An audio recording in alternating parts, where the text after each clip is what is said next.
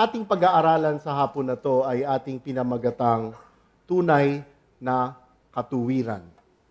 Ang tunay na katuwiran. Isang paglilinaw ho, yung katuwiran na pinag-uusapan ho rito ay ang ibang salitang gagamitin natin kabutihan, kabaitan.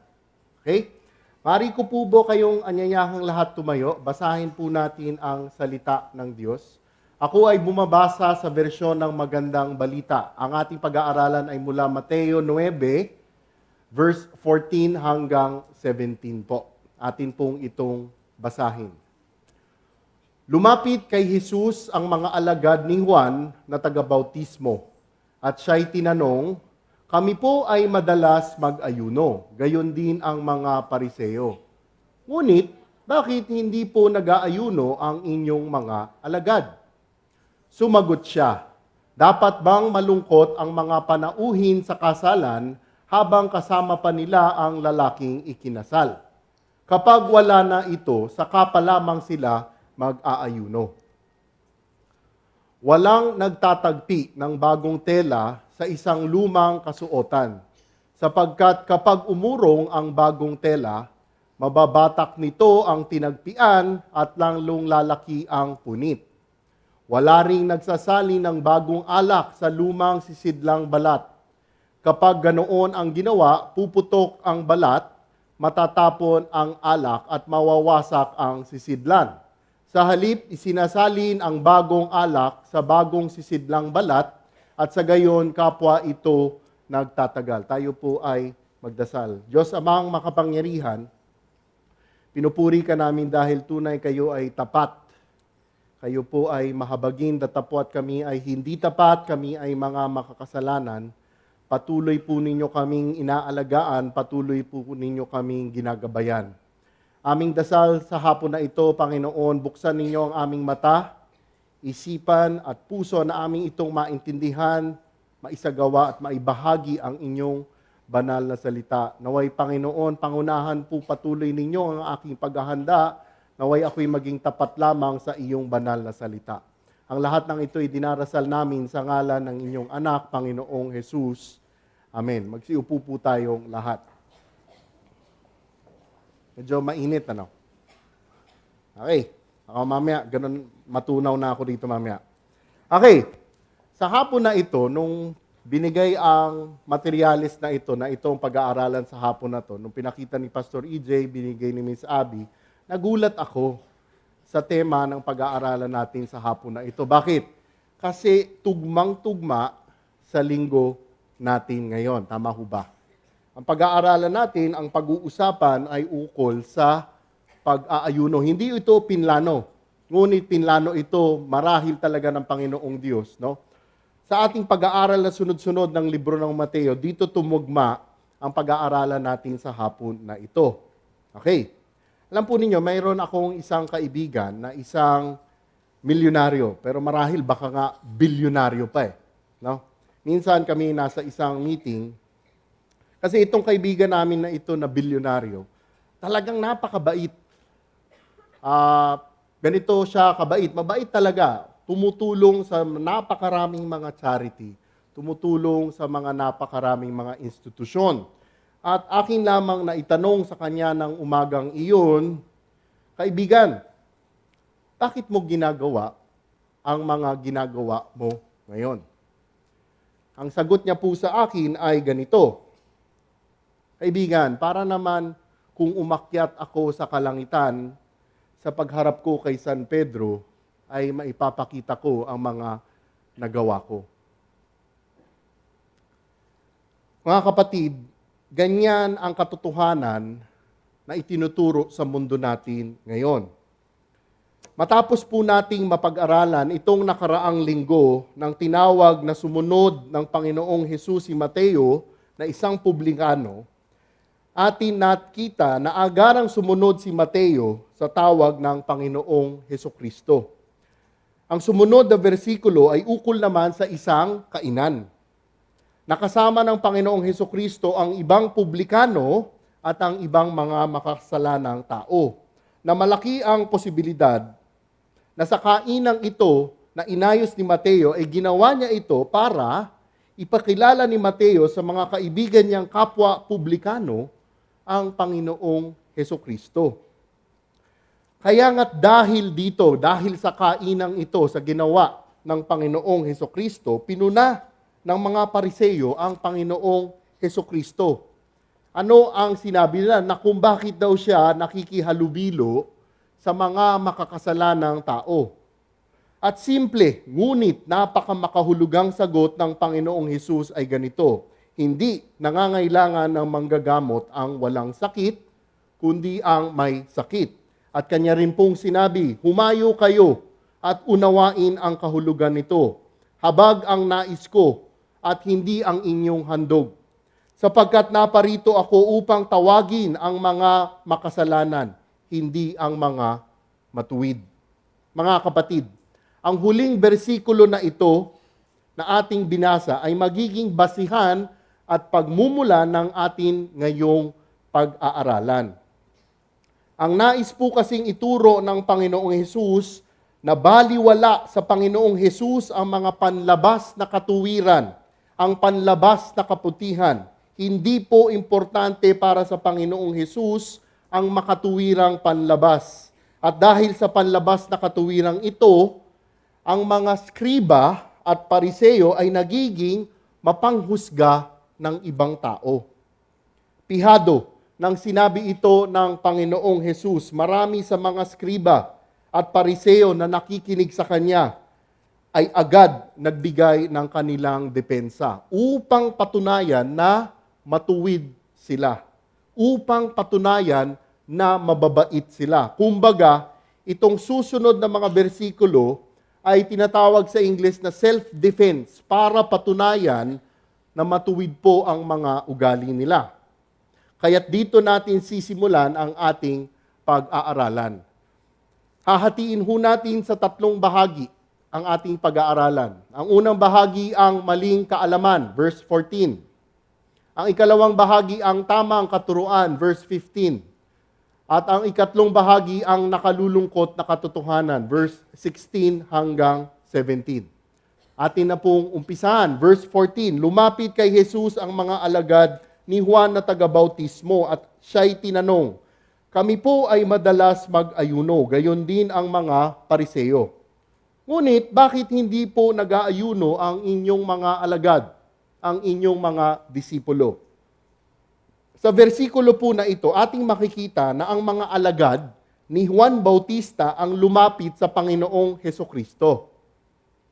Makikita po natin din sa libro ng Juan na si Juan Bautista ay may mga alagad, may mga disipulo. Okay, linawin ko lang ho, marami ho kasi nalilito. Yung Juan Bautista, iba sa sumulat ng libro ni Juan. Okay po? Sa libro ng Juan, si Juan Bautista ay may mga alagad. At ang ilan nga sa mga alagad na iyan ay sino? Si Juan at si Santiago. Si Santiago na kapatid ni Pedro. Ngunit, matapos ituro ni Juan Bautista ang Panginoong Hesus sa kanila, na ang Panginoong Hesus ang kordero ng Diyos, ano nangyari? Si Juan at si Santiago ay sumunod at namalagi sa Panginoong Hesukristo. Kaya nga may mga alagad si Juan Bautista. Okay, sa versikulo po na ito, ang mga disipulo ni Juan Bautista ang lumapit at nagtanong. Ngunit kung inyo po ding titingnan, sa libro ng Lucas 5, versikulo 33, makikita niyo yung parallel passage po ng kwento na ito, na ang mga lumapit at nagtanong ay ang mga pariseo at ang mga skriba. So, sa libro ng Mateo, ang mga alagad ni Juan Bautista. Sa libro ng Lucas, ang mga nagtanong ay ang mga pariseo at skriba. Ngunit pag binuksan nyo naman ang Marcos 2, versikulo 18, ang mga nagtanong ay ang mga tao. Kaya nga't ang katanungan po na ito ay iba't ibang klase ng tao ang pinanggalingan. At ano po ang laman at patungkol saan ang kanilang katanungan? Kami po ay madalas mag-ayuno, gayon din ang mga pariseo. Pause muna po tayo doon. Ano ang tema ng kanilang katanungan? Ang kanilang tinanong ay ukol saan? Sa pag-aayuno. Ang mga pariseo po kasi noon ay mayroong mga kautusang sinusundan. At isa sa mga kautusang iyon ay ang kautusan ukol sa pag-aayuno. Ang kautusan po kasi ng Panginoong Diyos, pag tiningnan nyo sa Levitico, na dapat ang mga Hudyo ay mag-aayuno isang beses sa isang taon sa araw na tinatawag sa Ingles na Day of Atonement. Araw ng pagtubos ng kasalanan, araw ng pagsisisi. Dapat ang mga Hudyo ay mag-ayuno once a year po lamang. Ito lamang po talaga ang kautusan na binigay ng Panginoong Diyos para sa mga Hudyo kung kailan sila dapat mag-ayuno. Ngunit, ang ginawa ng mga skriba at pariseyo, para sila ay mas maging banal, para sila mas maging deboto na Hudyo, imbis na isang beses sa isang taon, ginawa nilang 2 beses sa isang linggo. At ang kanilang pag-aayuno na ginagawa nila ay kitang-kita pa ng maraming tao. Kaya nga pag tiningnan nyo ang katuruan sa Mateo 5, itinuro ng Panginoong Hesukristo kung paano dapat sila mag-ayuno. Ganito ang ginagawa ng mga pariseyo. Kaya nga sa bersikulo at eksenang pinag-aaralan po natin, kanilang sinabi, kami po ay madalas mag-ayuno. Gayon din ang mga pariseyo. Ngunit, bakit hindi po nag-aayuno ang inyong mga alagad, ang inyong mga disipulo? Napansin po ba ninyo ang estilo ng kanilang katanungan? Anong tanong nila ay bakit kami at ang mga pariseyo ay nag-aayuno, pero ang mga alagad o disipulo mo ay hindi nag-aayuno? Tinatanong nila ang Panginoong Hesus sa kanyang mga alagad na hindi nag-aayuno. Ngunit kung inyong titingnan, ang tanong na ito ay tanong din para sa Panginoong Hesukristo. Kumbaga, ang tanong nila ay sakop din ang Panginoong Hesus. Parang ganito tuloy ang tanong nila. Kung ang mga disipulo mo ay tila hindi nag-aayuno, ikaw ba nag-aayuno? Kung ating pag-aaralan, ating tatandaan sa Mateo 4, di ho ba ang Panginoong Hesus ay nag-ayuno? Pansinin nyo yung versikulo na yon. May nakakaalam ba na nag-ayuno ang Panginoong Hesus? Wala hong nakalagay doon na iba na nakakaalam ng pag-aayuno niya. 40 days, 40 nights nag-ayuno ang Panginoong Hesukristo. Again, di ba ho, ang kabanata na ito ay kabanata Siyam, chapter 9. Itinuro ng Panginoong Hesus ang pag-aayuno sa mga disipulo sa chapter 5. Chapter 6, tama ho ba? Chapter 6 po yata. Kung paano sila mag-aayuno. Paano dapat ho sila mag-ayuno? They should fast in private. Wala ho dapat nakakaalam. Kaya nga yung katanungan na ito ng mga disipulo ni Juan Bautista, ng mga pariseo, ng mga tao sa Panginoong Hesukristo, tinatanong nila ang alagad ng Panginoong Hesus kung nag-aayuno ba talaga sila. Hindi natin alam. Bakit? Marahil kung mag-ayuno ang mga disipulo ng Panginoong Hesukristo, marahil ito na ay pa-sekreto.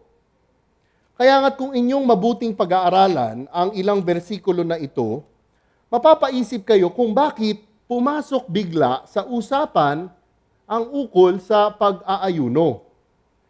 Kasi nga po, yung versikulo 13 na unang binasa ko po, di po ba ganito ang versikulo? Humayo kayo at unawain ang kahulugan nito. Habag ang nais ko at hindi ang inyong handog. Sapagkat naparito ako upang tawagin ang mga makasalanan, hindi ang mga matuwid. Tinamaan po kasi talaga ang mga skriba at mga pariseyo. At kailangan nila depensahan ang kanilang pagiging makatuwiran.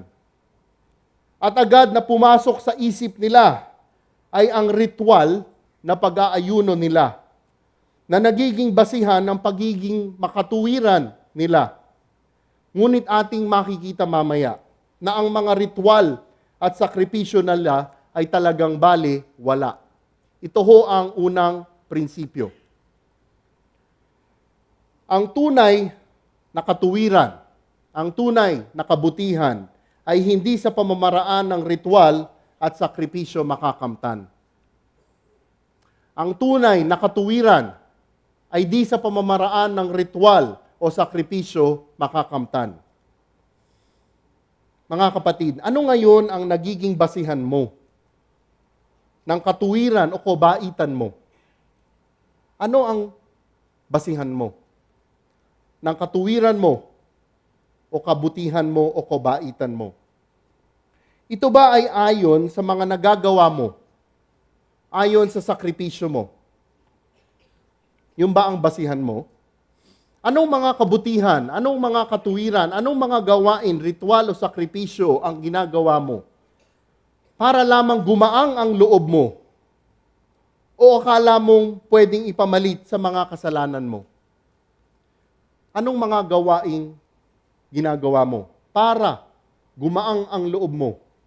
O akala mong pwedeng ipamalit sa kasalanan mo? Ano ang maaaring ipagdasal natin upang lubusang maintindihan natin ang katotohanan ukol sa tunay na katuwiran? Dahil ang Panginoong Hesus lamang ang daan upang ating makamtan ang tunay na katuwiran. Dumako po tayo sa ikalawang dibisyon. Kanina, ang ating nakita ay ang mali nilang kaalaman. Ang mali nilang kaalaman. Ang ikalawang dibisyon, ang tamang katuruan. Verse 15, sumagot siya, dapat bang malungkot ang mga panauhin sa kasalan habang kasama pa nila ang lalaking ikinasal? Kapag wala na ito, saka pa lamang sila mag-aayuno. Okay, matapos pong magtanong ng mga alagad ni Juan Bautista, ng mga pariseo, ng mga tao, ano ang naging tugon ng Panginoong Hesukristo? Sumagot siya, dapat bang malungkot ang mga panauhin sa kasalan habang kasama pa nila ang lalaking ikinakasal? Kaunti po munang background sa kasalan ng mga Hudyo, ating pag-aralan. Ang kasalan po kasi ng mga Hudyo ay talagang espesyal.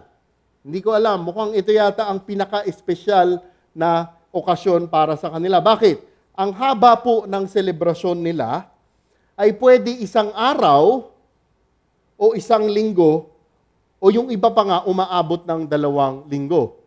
Ganoon kahaba ang mga kasalan ng mga Hudyo. Depende po kasi ito sa estado at yaman ng mga kinakasal na tao. Isipin po ninyo mga kapatid. Di ba tayo pag nag-attend ng kasal, pagkatapos ng seremonya, saan ang diretso? Sa reception. Minsan nga, wala sa seremonya, nandun lang sa reception. Ang reception, ang kasalan ng mga Hudyo, isang araw o isang linggo o kaya 2 linggo. Kung hindi ba talaga ang tema noon ay talagang napakasaya. At ibinigay po, ito ang ibinigay dito ng Panginoong Hesus na pagsasalarawan upang kanilang lubusang maintindihan ang kanilang pag-aaralan. Binigay na pagsasalarawan ay ukol sa isang kasalan. Kasi pag sinabi mong kasalan sa mga Hudyo, agad pumapasok sa isip nila na ito ay masaya. Kaya nga sabi ng Panginoong Hesus, dapat bang malungkot ang mga panauhin sa kasalan? Nang sinabi po niya ito, tiyak na agad nilang maiintindihan ang klase ng kasiyahan na tinutukoy po dito.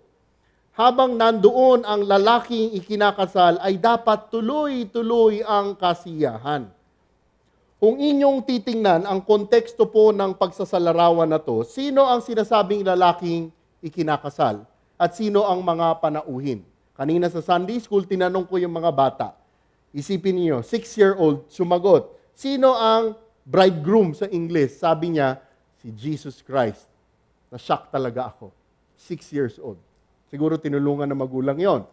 Pero ang bridegroom, ang lalaking ikinakasal ay ang Panginoong Hesukristo. At sino ang mga panauhin sa kasalan? Ang mga disipulo ng Panginoong Hesus. Yun o ang ibig sabihin nito. Ito ang ginamit ng Panginoong Hesus na pagsasalarawan.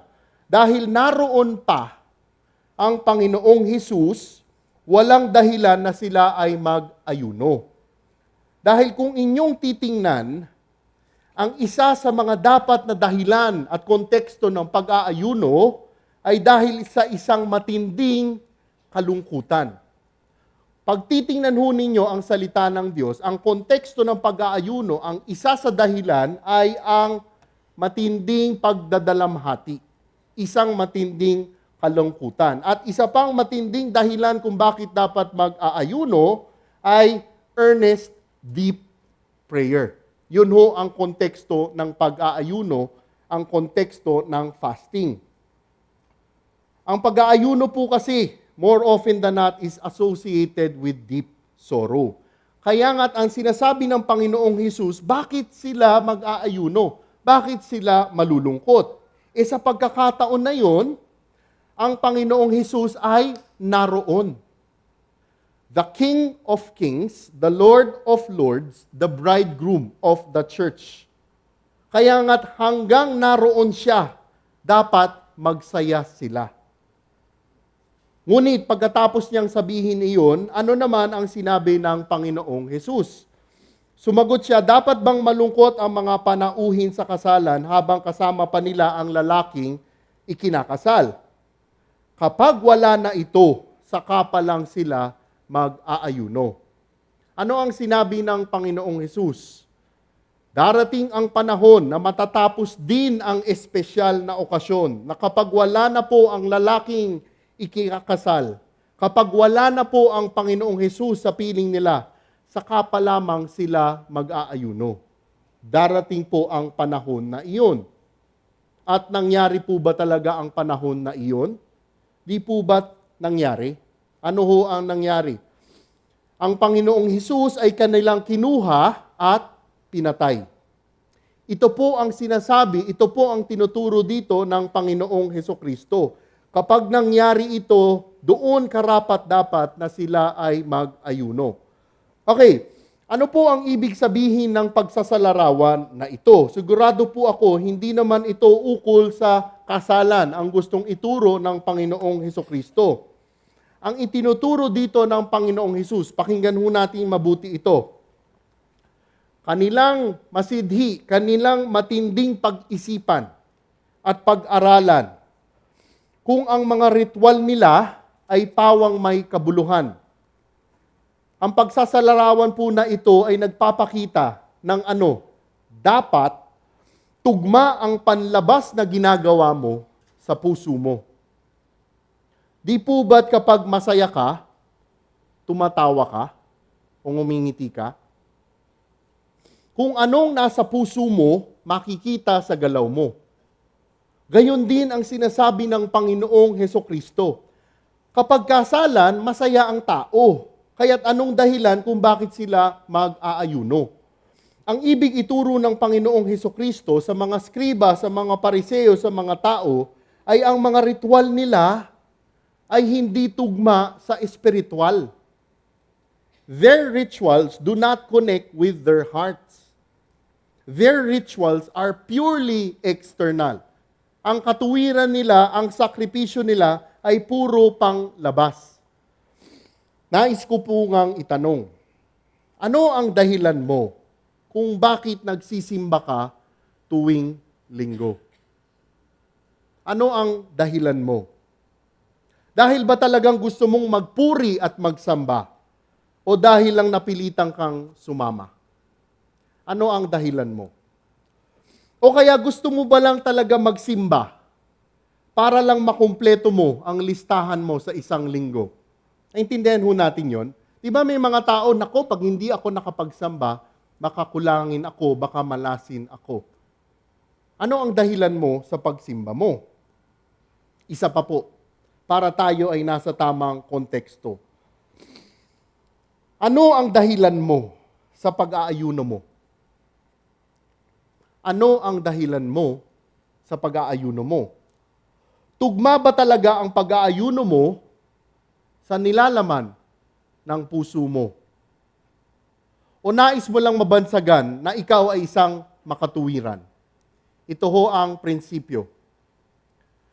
Ang tunay na katuwiran ay mula loob hanggang labas.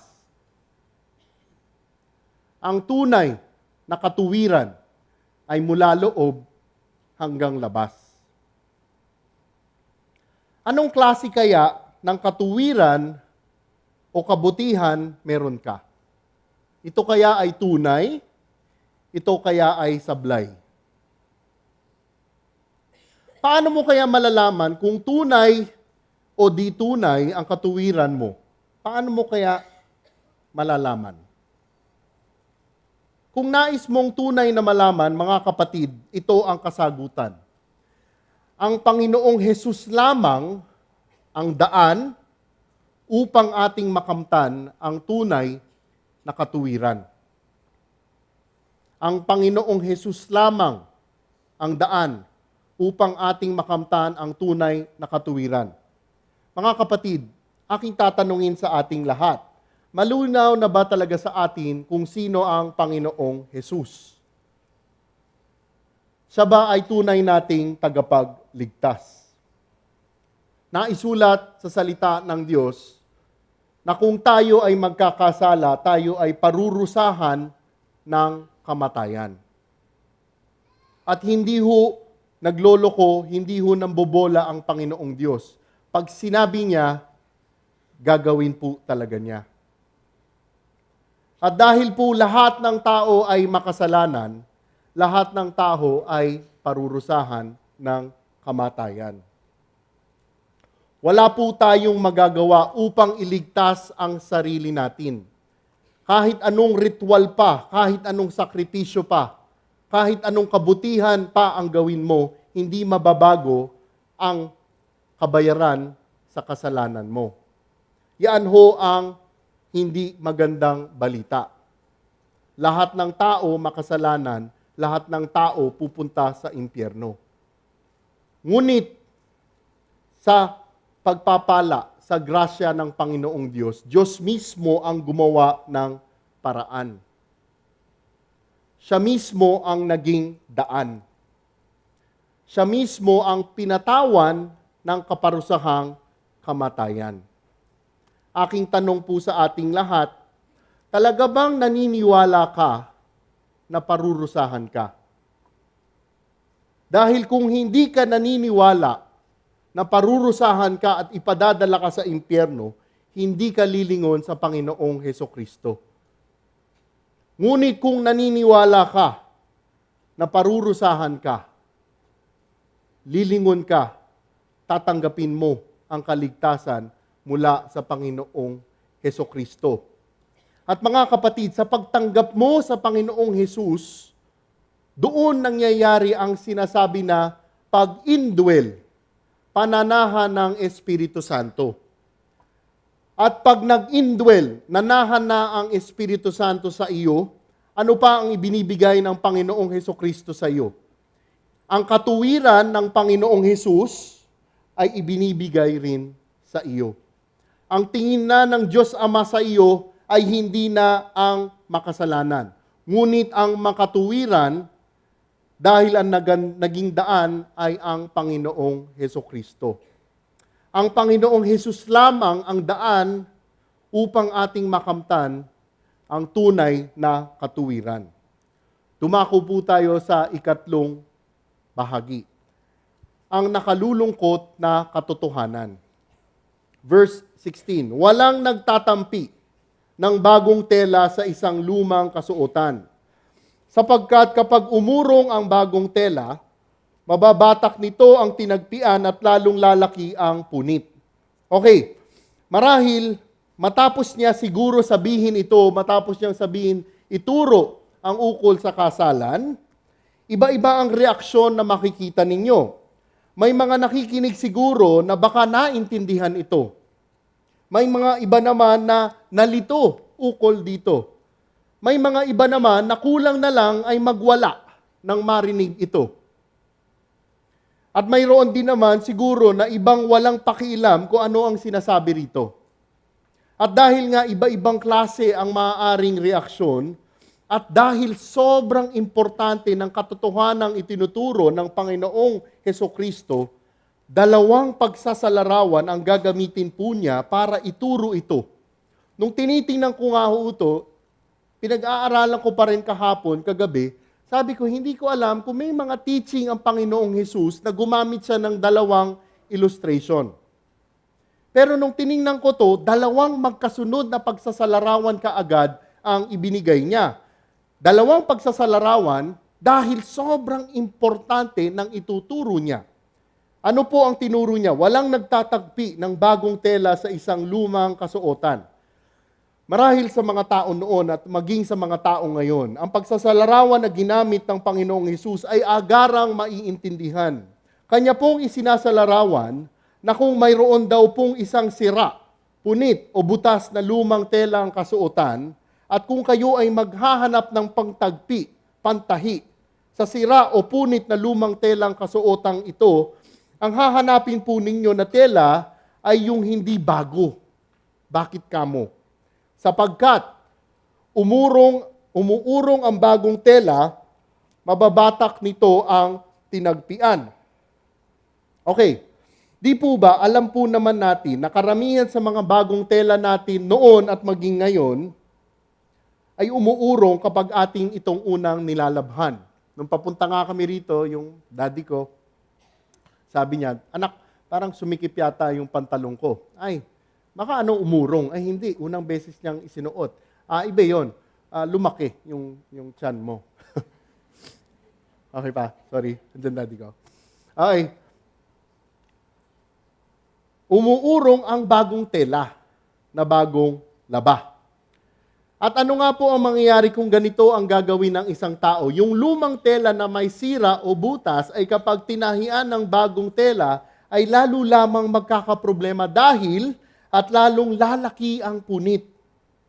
Sa pag-urong ng bagong tela, mababatak po ng bagong tela ang lumang sirang tela. Lalong lalaki ang punit. Di ho ba, kuwari, butas itong parang barongko. At lumang tela ito, bagong tela tinagpiko, pag nilaban yon, hahatakin niya yon. At pag hinatak ko ng pagganon, mapupunit lalo ang barong na ito. Ito ho ang pagsasalarawan dito. Ano po kaya ang nais ituro sa atin dito ng Panginoong Hesus? Imposible naman po kasi na nais niya lamang tayong turuan ukol sa ating damit at ukol sa ating mga tahian. Hindi po yun ang gusto niyang ituro dito. Ano po ba ang tinutukoy na bagong tela? Ano po ba ang tinutukoy na lumang kasuotan? Ang bagong tela na tinutukoy ay ang katuruan ng Panginoong Hesus. Ang lumang kasuotan ay ang katuruan ng mga skriba at ng mga pariseo. Ano sinasabi niya? Hindi po maaaring pagsamahin ang katuruan ng Panginoong Hesukristo sa katuruan ng mga skriba at pariseo. Hindi ho pwedeng pagsamahin iyon. Siguro, marahil inyong tatanungin ngayon, ang katuruan ba ng Panginoong Hesus ay bago? At iba ang katuruan ng mga skriba at pariseo? Parang ibang tao magsasabi, iba raw ang turo sa Old Testament sa turo ng New Testament. Ganon din dito. Yung turo ba ng Panginoong Hesus bago? Dalawa ang kasagutan. Ano ang kasagutan? Oo at hindi. Okay?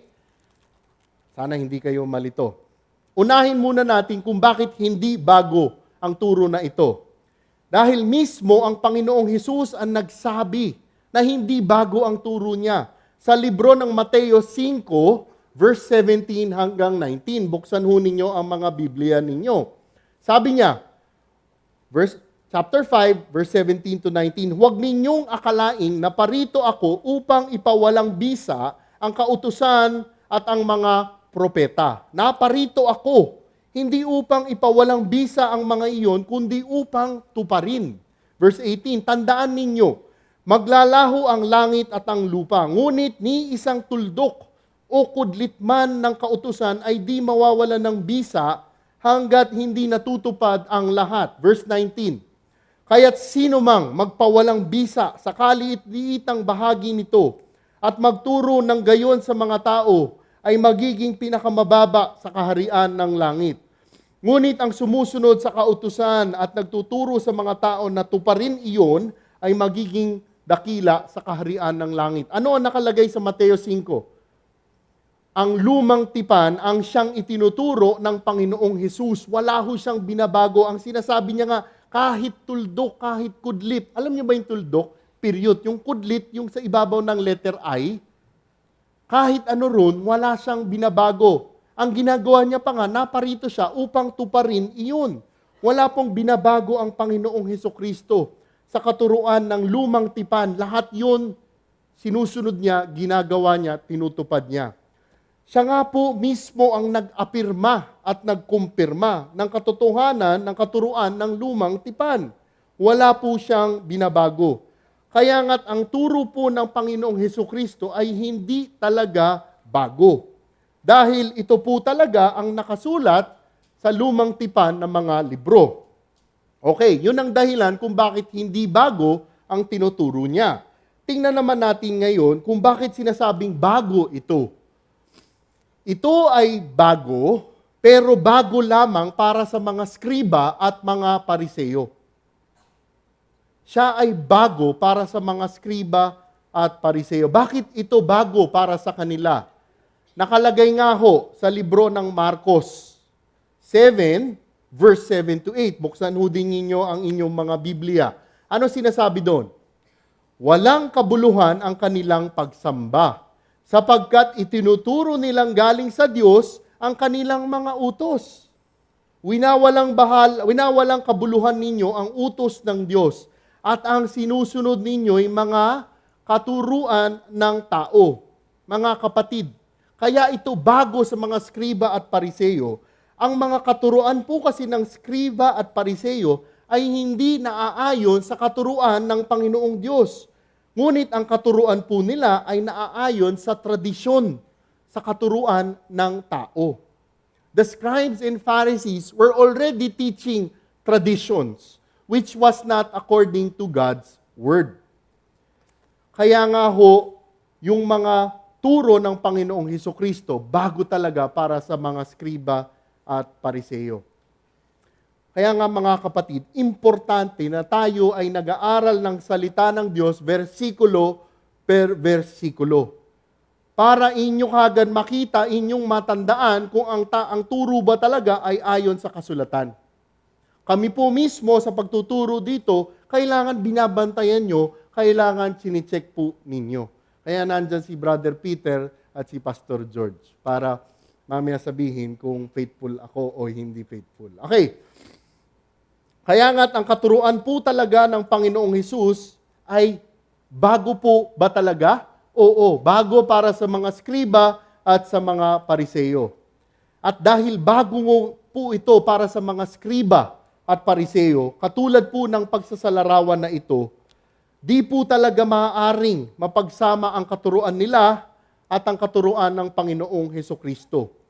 Katulad po ng versikulo at eksenang ito, para sa mga Hudyo at Pariseyo, ano katuruan nila? Ang pag-aayuno ay isang paraan upang makamit ang pagiging makatuwiran. Ito ang kanilang katuruan. Ngunit ang tunay na katuruan, ang tamang katotohanan, ang katuwiran, ay sa Panginoong Hesukristo lamang matatagpuan. We can never earn God's favor and approval through our good works. True righteousness is given to us, imputed to us.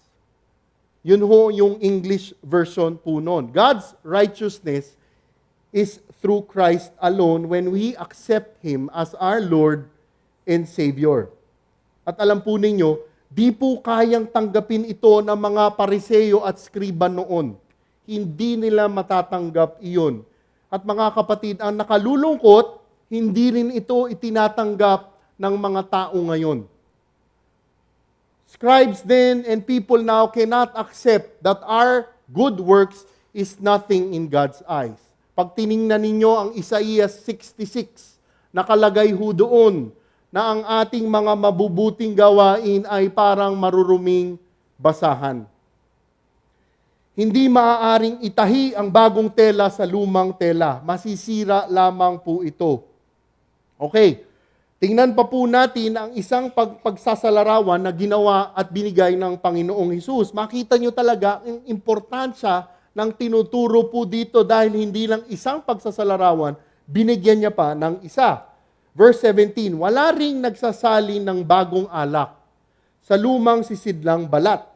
Kapag ganoon ang ginawa, puputok ang balat, matatapon ang alak, at mawawasak ang sisidlan. Sa halip, isinasali ng bagong alak sa bagong sisidlang balat, at sa gayon, kapwa ito nagtatagal. Mga kapatid, dahil nga po, matindi ang katotohanan at katuroang sinasabi dito, nagbigay pa muli ang Panginoong Hesukristo ng pagsasalarawan ukol dito. Ano sinabi niya? Walang nagsasali ng bagong alak sa lumang sisidlang balat. Pag-aralan po natin ito. Una, tingnan natin ang konteksto ng mga alak sa panahon nung itong sa Palestino. Okay, ganito po ang paggawa ng alak. Pakinggan ho ninyo ito at ikwento nyo sa mga kaibigan nyo na mahilig sa alak. Kasi kayo hindi. Okay, ang paggawa po ng mga alak noon ay ganito. Ang mga alak ay gawa sa ubas sa Palestino. Yung mga ubas, nilalagay sa wine press. Okay, ano yung mga wine press? Ito ay pwedeng kwadrado o pabilog na lupang hinukay or bato na hinukay. At yung lupa o bato, nilalagyan ng plaster sa gilid. At inilalagay lahat ang ubas sa wine press. At ano ginagawa? Yung mga Hudyo, papasok sa wine press, aapakan yon. Uy. Okay. So yung katas ng mga ubas at katas ng mga paa nila, okay, mahuhulog sa parang imbudo. Okay, mahuhulog. Na malalaglag sa tinatawag na wine vat. Okay, wine vat, yun yung unang lalagyan. Doon hinahayaan mag-ferment ang katas ng ubas. At dahil mainit sobra sa Palestino, mabilis maging alak ang mga ubas. Sobrang bilis. Kaya huwag kayong mag-alala, yung katas ng ubas at ng paa nila, nalilinis yun dahil nagpe-ferment. Okay? Pinatatagal nila yun sa wine vat ng mga 4 hanggang 6 na araw. Pagkatapos ng 4 hanggang 6 na araw, mula sa wine vat na kinalalagyan, sinasala nila iyon. At anong ginagawa nila? Tatanggalin nila lahat ng dumi. So pino na yon pagsala nila. Pagkatapos na nila nilalagay nila sa mga clay jars or sa mga tinatawag na sisidlang balat. Okay? Ano naman ngayon ang sinasabing sisidlang balat? Ang sisidlang balat ay gawa sa mga kambing. Kompleto na, no? May alak na, may pulutan pa sila. Okay. Ano yung sisidlang balat na sinasabi dito? Yung mga kambing, di ba, tatanggalin lahat ng laman nun, iiwan yung balat. So meron siyang para sa papunta sa leeg, meron din sa paa, 4, di ba? Ang gagawin, pag wala na lahat laman yun, tatahiin yung mga dulo, yung 4 na dulo ng paa at yung leeg. Yung leeg, yun ang parang imbudo, dun nilalagay ang alak. Tapos tinatali nila yun. Naintindihan nyo? Na-imagine nyo na? Okay. Yun ang tinatawag ditong sisidlang balat. Nilalagay ang alak doon para saan? Para patuloy pa maging alak, mag-ferment. Gaano katagal nilalagay yun? 4 hanggang 6 na buwan. At habang nandun siya sa sisidlang balat, dahil nagfe-ferment, nagkakaroon ng carbon dioxide, CO2. So nakasara yan sa ibabaw, lumolobo ang sisidlang balat dahil sa carbon dioxide at sa alcohol. Yung sisidlang balat, kapag nabatak, dahil sa alcohol, kahit balat yun, hindi na bumabalik yung elasticity. Batak na siya. Yun ang sinasabi ng Panginoong Hesukristo, na walang nagsasalin ng bagong alak sa lumang sisidlang balat. Bakit? Kapag ganoon ang ginawa, ano mangyari? Puputok ang balat.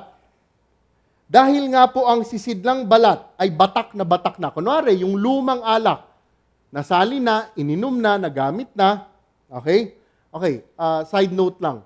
Dahil dati ang mga Hudyo, mas preferred nila uminom ng alak. Okay, para tama ang konteksto ninyo ha. Dahil sa kanila noon, mas mahirap kumuha ng malinis na tubig.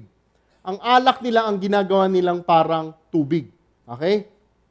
Hindi katulad natin ngayon, na ginagawa natin ito pang-inom, pang-okasyon. Okay. So, yung mga batak na balat ng sisidlang balat, no, wala nang laman, hindi na bumabalik yon. At ang matindi ron, natutuyo pa yon. At dahil tuyo na yon, kapag nilagyan mo ngayon ng bagong alak yun, galing doon sa wine vat, ano mangyayari sa balat? Puputok ang balat.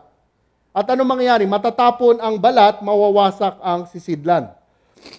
Masasayang lang po ang alak. Dahil mawawasak ang sisidlan, tatapon ang alak. Muli, ang itinuturo dito ng Panginoong Hesus ay hindi lamang ukol sa sidlang balat at alak. Ang itinuturo po niya ay hindi maaaring pagsamahin ang bago sa luma. Hindi ho maaaring pagsamahin ang lumang kautusan ng mga Hudyo na ukol sa tradisyon sa bagong katuruan para sa mga skriba at pariseyo, at hindi po pwedeng pagsamahin iyon. Ano mangyayari? Sisirain lamang ng bagong alak ang lumang sisidlang balat. Kaya't ano po ang dapat gawin?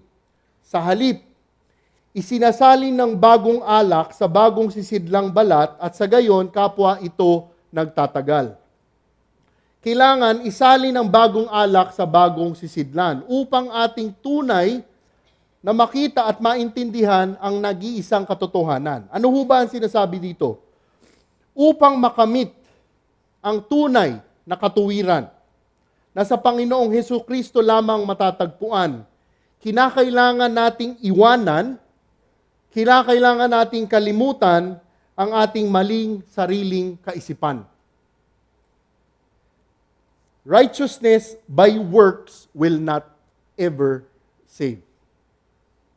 Ang kabutihan mula sa gawa ng tao ay hindi ka ililigtas sa impyerno.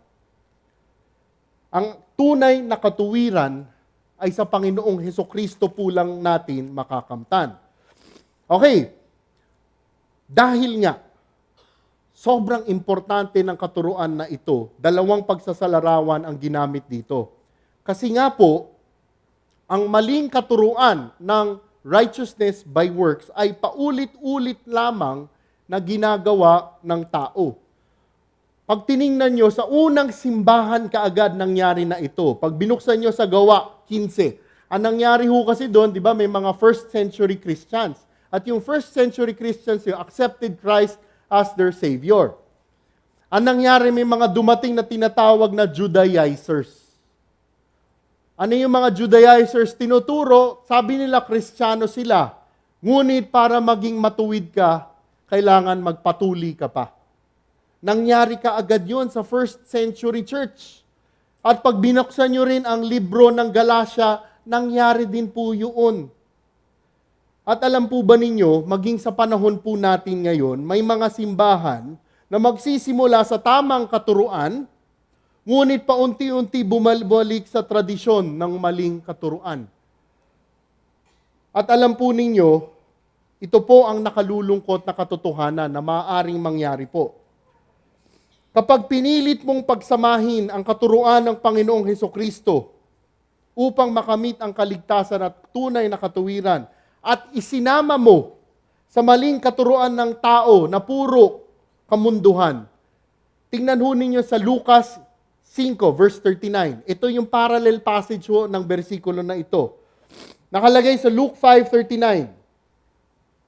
Wala ring magkakagustong uminom ng bagong alak kapag nakainom na ng lumang alak, sapagkat sasabihin niya, mas masarap ang lumang alak. Nakita ho ninyo yung turo doon. Pag pinilit nyo pagsamahin ang turo ng Panginoong Hesukristo sa turo ng mundo, hindi ho magtutugma iyon. Ang gagawin mo, iiwan mo yung bagong alak, iiwan mo ang turo ng Panginoong Hesukristo, at doon ka na lang sa lumang alak, sa turo ng mundo. Ito ho ang prinsipyo. Ang di tunay na katuwiran ay di tatanggapin ang katotohanan. Ang di tunay na katuwiran ay di tatanggapin ang katotohanan. Marami kayong makikita sa mundo na ito na ang katuwiran na sinasabi nila ay ayon sa gawa nila. At pag binigay mo ang katotohanan ng Panginoong Hesukristo, tatalikuran lang nila.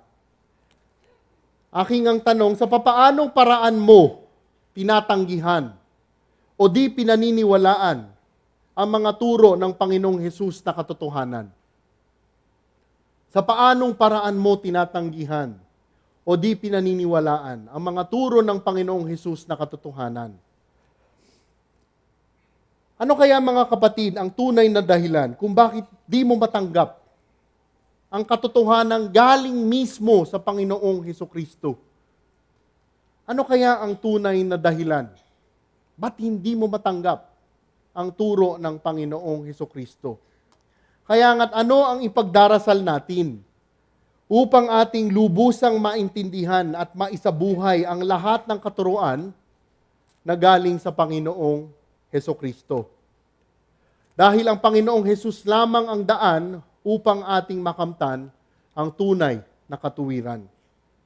Sa ating pagtatapos at sa ating pong pag-uwi, sa pag-attend po ninyo ng breakout groups po ninyo mamaya, atin pong ipagdasal, atin pong pag-isipan. Kung di pa talaga malinaw sa atin ang kaligtasan at hindi tayo sigurado sa katuwirang mayroon tayo, ating ipagdasal sa Diyos. Lumapit po kayo sa leader po ninyo. Lumapit po kayo sa amin. At ibibigay po namin sa inyo ang katotohanan ng kaligtasan na manggagaling lamang sa Panginoong Hesukristo. Tayo po ay magdasal.